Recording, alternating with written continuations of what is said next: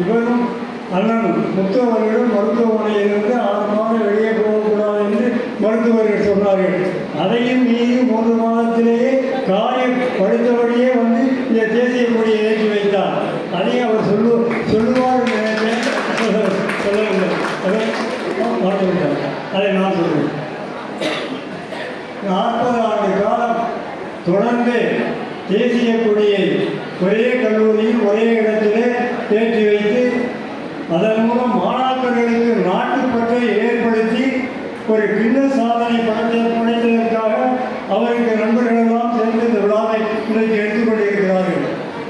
பெண்ணின்களெல்லாம் ஒன்று சேர்ந்து வெண்ணிலாவுக்கு விழா எடுப்பதைப் போலே, நெல்வயல்களெல்லாம் ஒன்று சேர்ந்து நீர் மேகத்திற்கு விழா எடுப்பதைப் போலே, குத்து விளக்குகளெல்லாம் ஒன்று சேர்ந்து கோபுர தீபத்திற்கு விழா எடுப்பதைப் போலே நாமெல்லாம் ஒன்று சேர்ந்து அந்த முத்தவர்களுக்கு இந்த விழாவை எடுத்துக் கொண்டிருக்கின்றோம். மரங்களில் மனமுள்ள மரம் சந்தன மரம். அதை போல மனிதர்களின் குணமுள்ள மனிதர் அண்ணன் ஸ்ரீ முத்து அவர்கள். சித்திரமும் கைப்பழக்கம், செந்தமிழும் நாப்பழக்கம், வைத்ததொரு கல்வி மனப்பழக்கம், நித்தம் நடையும் நடைப்பழக்கம், நட்பும் தயையும் கொடையும் பிறவி குணம் என்பார் ஔவையார். அப்படி நட்பும் தயை கொடை இந்த 3ஐயும் பிறவி குணமாக கொண்டவர் அண்ணன் முத்து அவர்கள். இல்லாதவர்களுக்கெல்லாம் எடுத்துக் கொடுப்பவர், ஏழை மாணவர்களுக்கெல்லாம் இலவச கல்வி வழங்குபவர். இந்த தென்னாட்டு பகுதியில் ஏழைகளுக்கெல்லாம் சேவைகளை வேட்கைகளை எடுத்துக் கொடுத்து திருமணத்தை செய்து வைப்பவர். அதாவது எம்ஜிஆர் படங்களுக்கு பாட்டு எழுதும்போது அடிக்கடி இளம் சூழ்நிலை சொல்வார். அவர் நாடக நடிகராக இருந்தபோது 10 ரூபாய் சம்பளம் கிடைத்தால் 2 ரூபாய் ஜன்மத்துக்கு ஒதுக்கி வைத்து விடுவாராம். சினிமாவில் துணை நடிகராக நடித்தபோது 100 ரூபாய் சம்பளம் கிடைத்தால் 10 ரூபாய் ஜன்மத்துக்கு ஒதுக்கி வைத்து விடுவாராம். மந்திரி குமாரி படத்திலே அவர் நடிக்கும்போது அவருக்கு மாத சம்பளம் 1000 ரூபாய் வரும். அந்த படத்திற்கு மொத்தம் பேசிய சம்பளம் 10,000 ரூபாய். அந்த மாதம் 1000 ரூபாய் கொடுப்பார்களாம். அந்த 1000 ரூபாயில் 100 ரூபாய் ஜன்மத்துக்கு ஒதுக்கி வைத்து விடுவாராம். அதை எங்களிடம் சொல்லி, நீங்கள் பெரியவர்களானதும் உங்கள் வசதி வாய்ப்புக்கு தகுந்தாற்போல் உங்களால் ஆன முடிந்த உதவிகளை மற்றவர்களுக்கு செய்யுங்கள். நீங்கள் செய்யக்கூடிய தான தர்மங்கள்லாம் கடைசி காலத்தில் உங்கள் கூட வரும் என்று சொல்வார். அப்படிப்பட்ட தான தர்மங்களை செய்து கொண்டிருப்பவர் நமது அண்ணன் முத்து அவர்கள். இந்த அவர் தென்னாட்டிலே பிறந்தவர். அடிக்கடி சொன்னது, தென்னாட்டின் முகவரியாய் திகழ்ந்தவர்கள் அண்ணாவும் எம்ஜிஆர் என்று நாங்கள் மேடைகளை சொல்வோம். தென்னாட்டின் முகவரியாய் அண்ணாவும் எம்ஜிஆர் திகழ்ந்ததைப் போல தென்னாட்டின் முகவரியாய் திகழ்ந்து கொண்டிருப்பவர் அண்ணன் முத்து அவர்கள். இதை தென்னாடு என்றுதான் உச்சரிக்க வேண்டும். தென்னாடு ஐயா ஐயா முந்தேங்க சொல்றேன். தென்னாடு வங்கியாளர் தான் சொல்றேன். எல்லாம் தென்னாடு தென்னாடு சொல்லிட்டு அதனால் அடையாறு தான் எழுதணும் பள்ளியில் போட்டு. ஆனால் அடையார் இடையிலேயே போடுறான். அடையார் இடையும் போய் அடைய மாட்டாங்கிற அர்த்தம் வந்துடும். அது மாதிரி முல்லை பெரியாருன்னு தான் சொல்லணும்.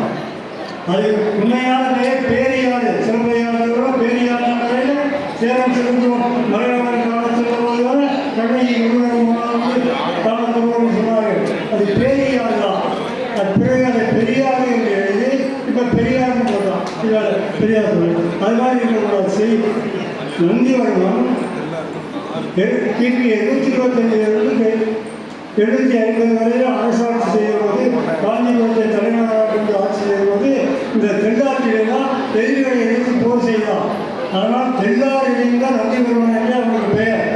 அதனால் நந்தினதான் போடணும். அதை அவரை பற்றி போன நந்தி கிராமம் படித்ததே போகணும். நந்தி கிராமத்தில் ஒரு பாட்டு, ஓடரிக்கன் மடநெல்லி ஆடாமோ ஊசல் உத்தரிய பட்டாட ஆடாமோ ஊசல் ஆடகப்பும் பொன்னாட ஆடாமோ ஊசல் அழகு மலர் குளச்செறிய ஆடாமோ ஊசல் கூடலை தெள்ளாற்றில் பின் அருந்தி செய்த வேண்டிய கூடலைனா பகைவர்களே கூடலை தெள்ளாற்றில் பின் அருந்தி செய்த கோமாத படை நெறி குளம் பார்த்தார்கள் காணவர்களோ முந்தோங்கள் கைவேலை பாடி காதி குலவும் பாடி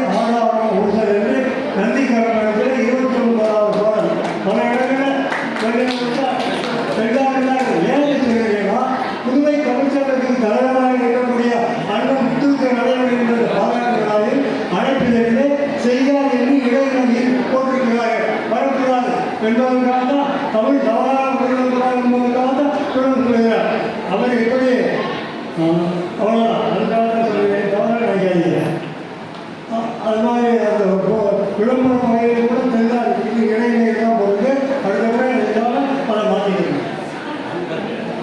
அவர் தென்னாட்டிலே 7வது முறை 1947 ஜூலை 25 பிறந்தார்.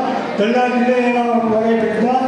அதன் முறை சென்னைக்கு சென்று பச்சை உயர்நிலை பள்ளி மேல்நிலை பள்ளியில் படித்து எஸ்எஸ்எல்சி படிக்கும் போது மாநிலத்திலே முதல் மாணவர்களாக தேர்ச்சி பெற்று தங்கப்பதக்கம் வென்று பஞ்சாப் கவர்னரிடம் பெற்றார். அப்படிப்பட்ட சிறப்புக்குரியவர் அவர். அவரை நாங்கள் படிக்கும்போது எஸ்எஸ்எல்சியாக இருந்தது. அப்புறம் ப்ளஸ் டூ வந்தது. ப்ளஸ் டூ யாராக வந்தது? நம்ம படித்த எம்ஜிஆர் வந்ததுக்கு அப்புறம் தான் அதை கொண்டு வந்தோம். நம்ம நாட்டில் நம்ம தலைவர் முதலமைச்சர்லாம் சொல்லணும், ஆட்சியை செஞ்சாலும் சொல்லணும். அவருக்கு அந்த எண்ணத்தை சொல்லியாக ஆரம்பிக்க சொல்லலாம். முதலமைச்சர் தான் தெரியாது. அப்படி தங்கப்பதக்கம் பெற்றவர். அது மாதிரி அவர் மாணவர்களுக்கு 10ஆம் வகுப்பு 11ஆம் வகுப்பு படிக்கின்ற மாணவர்கள் மாநிலத்திலே தேர்ச்சி பெற்ற முதல் மாணவர்களுக்கு தங்க காசுகளை சேமித்து சிறப்பித்தவர். எந்த கல்வி நிறுவனத்தை சேர்ந்தவர்கள் சிறந்த மாணவர்களுக்கு தங்க காசு அதுக்கு சிறப்பித்தவர்கள் கிடையாது. கம்பன் கல்வியில் சிறந்தவர் கம்பன் என்பதை போல கல்வி நிறுவனங்கள் வழங்குவதில் மிக சிறந்தவராக இருக்கிறவர் அவர்கள். அதுக்கப்புறம் தான் இங்கே படித்ததுக்கு அப்புறம் தான் சிறந்த இளங்கலை முதுகலை பட்டம் பெற்று இலங்கை சர்வதேச பண்டார பல்கலைக்கழகத்தில் முனைவர் பட்டம் பெற்றார்.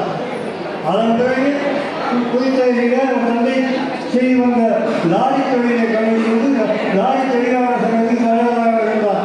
அப்படி இருக்கும்போதுதான் பிறந்த ஊருக்கு ஏதாவது செய்ய வேண்டும் என்று கருதி இந்த கல்வி அறக்கட்டளை நிறுவ வேண்டும் என்று விவேகானந்தர் பெயரில் ஒரு அறக்கட்டளை நிறுவி இந்த பயிற்சி பள்ளியை தோற்றுவித்தார்கள். அதற்கு காரணம் எம்ஜிஆர் தான். அவர் வந்ததுக்கு அப்புறம் தான் தனியார் புதிய கல்லூரிகள் தனியார் பள்ளிகள் வர தொடங்கினார். அதை பார்த்து தான் அண்ணன் அவர்கள் தொடங்கி வைத்து தொடங்கி மிகச்சிறந்த முறையில் எல்லாம் செய்து கொண்டிருக்கிறார்கள். அவர் மட்டுமே பலருக்கு விருது கொடுக்கிறார்கள் என்றாலும் அவரே 250க்கு மேற்பட்ட விருதுகளை பெற்றவர். எந்த கல்வி நிறுவனங்கள் இந்த அளவுக்கு விருது பெற்றிருக்கிறார்கள்? நல்லா கையெழுத்துகிறார். யாரும் கிடையாது. அவரே 250 விருது பெற்றிருக்கிறார். அதுபோல் மற்ற மாணவர்களுக்கும் விருதுகளை சேர்த்து கொண்டிருக்கிறார். வெளிநாட்டிலிருந்து வரக்கூடிய தமிழர்களுக்கெல்லாம் தமிழ் மலைக்கு திருவண்ணாமலை காஞ்சிபுரம் எல்லாத்துக்கும் மாணவர்களும் கூட்டி போய் காண்பித்து அவர்களுக்கு சிறப்பு செய்யக்கூடிய முயற்சிகள் வேறு எந்த நிறுவனமும் செய்வதில்லை.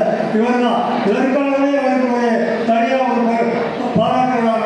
அவருக்கு பெருமைக்குரியவர் அவர். அதனால் அவரை இவரை எல்லாரும் பாராட்டிட்டாங்க. விழாவும் சீக்கிரம் நான் ராமனேன்னு பொதுவாக சொன்னேன்.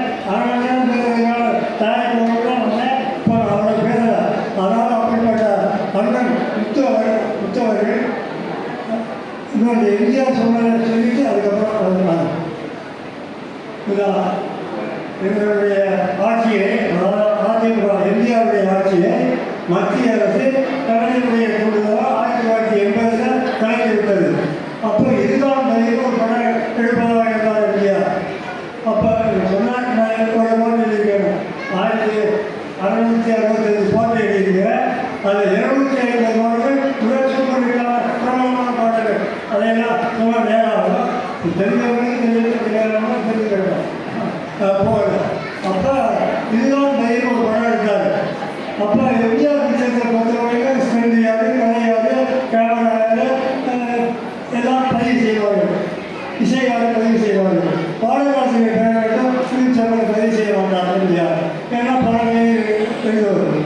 ஆனால் அந்த படத்தை பொறுத்தவரைக்கும் இசைக்கு என்ன சிசுவானவர்களும் பாடல்களுக்கு லிரிக்ஸ் கவிஞர் முத்துலிங்கனுக்கும் என் பேரனுக்கும் பதிவு செய்திருந்தான்.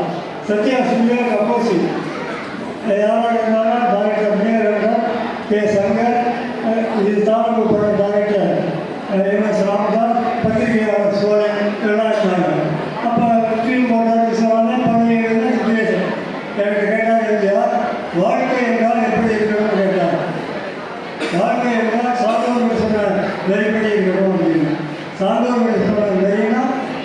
அன்பு நெறி, பண்பு நெறி, ஒழுக்க நெறி. அது எங்களுக்கு தெரியும். ஐயா ஏதாவது மனதில் பதிகிற மாதிரி 2 வரியில் சொல்லுவாங்க கேட்டால் அன்பு நெறி, பண்பு நெறின்னு சொல்லிட்டு அவர் தான் சொன்னார். வாழ்க்கை எப்படி இருக்கணும்னா, இருக்கும் வரையிலும் யாரும் நம்மை வெறுக்கக்கூடாது. கேட்குறீங்களா ஐயா? யார் நீங்கள் பேசிக்கிட்டு இருக்கீங்க? நாங்கள் பேசுகிறத கவனிக்கிறோம். எல்லாத்தையும் நாங்கள் கவனிக்கிறோம். இருக்கும் வரையிலும் யாரும் நம்மை வெறுக்கக்கூடாது. இறந்த பிறகு யாரும் நம்மை மறக்கக்கூடாது. அப்படி அப்படி வாழ்ந்து வருவதால் அண்ணன் புத்தவர். அதனால் அவரை பாராட்டுகிறேன். எப்படி பாராட்டுவது என்று யோசிக்கிறேன். எப்படி பாராட்டலாம் என்று கருதுகிறேன். ஆரிய அரசன் பிரகடனத்திற்கு தமிழ்ச்சுவையை அறிவுறுத்துவார் வேண்டி குறிஞ்சி பாட்டு பாடினார் கவிஞர். அதில் 99 வகையான பூக்களை கூறுவார். என்னென்ன பூக்கள் என்றால் அடும்பு, அனிச்சம், அதிரல், அவரை, ஆளிரை, ஆம்பல், ஆரம், ஆச்சி, இரவம், ஈங்கை, குந்தூர், எருவை, எருளம், கரந்தை, காஞ்சி, காடை, காயா, கருவிடை, புரசம், புறவம், குறிப்பூடை, குறுக்கட்டி, குறுகிலை, குறுந்தம், புல்லை, குழவி, குவளை, குறிஞ்சி, குறுநகங்கண்ணி, கூவிடம், கூவிடம், கைதை. கைதைனால் ஏதோ சென்னை மசையில் கைதைன்னு சொல்லுவாங்கல்ல, அது மாதிரி சொல்கிறாங்க. கைதைனா தாழை மலருக்கு ஒரு வகை. சிலப்பதிகாரத்தில் தாழை வரையில் கைதை ஏறி கடிவாய் வந்தம் பொய்தல் அழித்து போனார் ஒருவர், பொய்தல் அழித்து போனார் அவர்களும் மையன் மனமில் கழகார் அதற்கு கைதையும் தாழை மலருக்கு ஒரு வகை. கைதை, பொகுடி, கொன்றை, கோடல், செண்பகம், சிந்துவாரம், சிறுசங்குரவி, சிறுமாரோடம், சுள்ளி, சூரல், செங்காதல், செங்கொடி வேரி, செருந்தி, செம்மல், செறிவிடை, சேடல், ஞாழல், கணக்கம், தளவம், தாமரை, தாழை, தில்லை, திலகம், தும்பை, துழாய், தேமா, தோந்தி, நந்தி, நரந்தம், நாகம், நள்ளிருள் நாரி, நெய்தல், நெய்தல் கழுகமல், பழங்கை, பசும்பி, பைனி, பலாசம், பாதிரி, பாங்கல், பாரம், பாலை, பாலை, புன்னை, புன்னாகம், புழகு, போங்கம், மணிச்சிகை, மரா, மருதம், மா, முல்லை, மம்பல், வகுளம், வடவனம், வஞ்சி, வளை, வாழை, வாகை, வாணி, வெற்றி, வேங்கை, வேகன் என்று 99 வகையான பூக்களை அந்த பூக்களையெல்லாம் எடுத்து மாலையாக கொடுத்து அண்ணன் முத்து அவர்கள் கழித்து அதையெல்லாம் எடுத்து மாலையாக கொடுத்து முத்து அண்ணன் அவர்கள் கழித்து அணிவிக்க முடியாது என்ற காரணத்தால் நமது அன்பு மலர்களையே அணி எடுத்து மாலையாக அவர்கள் அணிவித்து என்னுடைய வாழ்த்துக்களையும் வணக்கத்தையும் அவர்கள் தெரிவித்துக் கொள்கின்ற காற்றாண்டு கொண்டிருக்கும் காதலியில் 100 ஆண்டு காலம் அண்ணன் நோய்நொடி இல்லாமல் முத்தவர்கள் நலமோடும் வளமோடும் வரிவோடும் வழிவோடும் வாழ்வாடும் வாழ்கிறேன். அதை போல அவர்கள்